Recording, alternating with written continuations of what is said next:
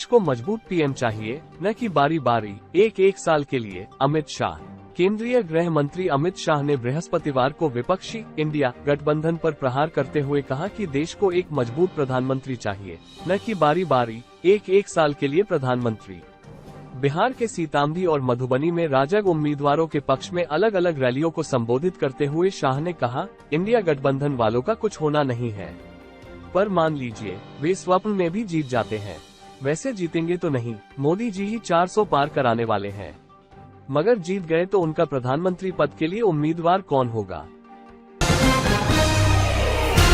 पूरा देश कह रहा भाजपा एनडीए का तीसरा कार्यकाल और दमदार होगा। चुनावी जनसभा से पीएम मोदी की हुंकार। प्रधानमंत्री नरेंद्र मोदी ने बृहस्पतिवार को तीसरी बार राष्ट्रीय जनतांत्रिक गठबंधन राजग की सरकार बनाने का दावा करते हुए कहा कि पूरा देश कह रहा है कि इस सरकार भाजपा राजग का तीसरा कार्यकाल और दमदार होगा। प्रधानमंत्री ने यहां राजकीय इंटर कॉलेज प्रतापगढ़ के मैदान में एक चुनावी जनसभा को संबोधित करते हुए यह बात कही। विपक्षी इंडिया गठबंधन पर हमला बोलते हुए उन्होंने कहा, इंडी गठबंधन वाले देश से भाजपा राजग की स्थिर सरकार हटाना चाहते हैं और इनके पास सरकार चलाने का फॉर्मूला है कि वे 5 साल में 5 दलों के 5 पीएम प्रधानमंत्री बनाएंगे। दिल्ली बीजेपी दफ्तर में लगी आग, 3 फायर ब्रिगेड पहुंची। भारतीय जनता पार्टी भाजपा के मध्य दिल्ली में स्थित कार्यालय में बृहस्पतिवार को आग लग गई। दिल्ली अग्निशमन सेवा के अधिकारियों ने ये जानकारी दी। उन्होंने बताया कि घटना में कोई हताहत नहीं हुआ है। अधिकारियों ने कहा कि उन्हें शाम 4:25 बजे फोन के जरिए पंडित पंत मार्ग स्थित भाजपा कार्यालय में आग लगने की सूचना मिली। कश्मीर के श्रीनगर में 1996 के बाद पहली बार हुआ भारी संख्या में मतदान। कश्मीर के 62 वर्षीय गुलाम कादिर वानी का कहना है कि जब चुनाव में अपने श्रीनगर निर्वाचन क्षेत्र में मतदान करने गए तो उनके मन में भविष्य की आशा, जिसने दशकों तक केवल निराशा, हिंसा, पथराव और नकारात्मकता आए। उन्होंने मीडिया संवाददाता से बात करते हुए कहा कि ये हमारे अतीत के विरोध में वोट नहीं है, यह उम्मीद आशा का वोट है, बेहतर भविष्य की आशा का वोट है। डायबिटीज, हार्ट और लीवर जैसी कई बीमारियों की 41 दवाएं होंगी सस्ती, एनपीपीए का बड़ा फैसला।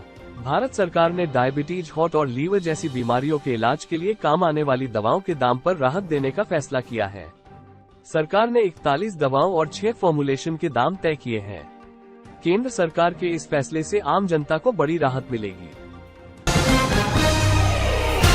कोविशील्ड की तरह अब कोवैक्सीन टीके के भी सामने आए खतरनाक साइड इफेक्ट, युवा लड़कियां सबसे ज्यादा प्रभावित।